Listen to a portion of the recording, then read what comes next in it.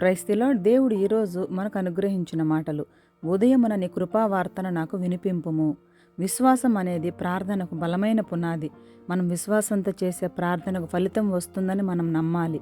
మనం ఎల్లప్పుడూ దేవుని కోసం ఆశతో ఎదురు చూస్తున్న వారమైతే తప్పక ఆయన కార్యాలను మన జీవితంలో పొందుకోగలము. అలా కాకుండా విశ్వాసం లేని ప్రార్థనను నీవు ఎన్నిసార్లు ఎన్ని రోజులు చేసినా ప్రయోజనం ఉండదు.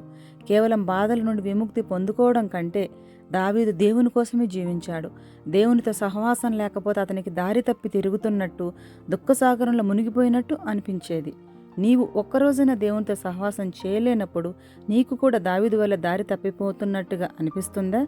లేక ఒకరోజు ప్రార్థన చేయకపోతే ఏమైపోతుందిలే అని భావిస్తున్నావా?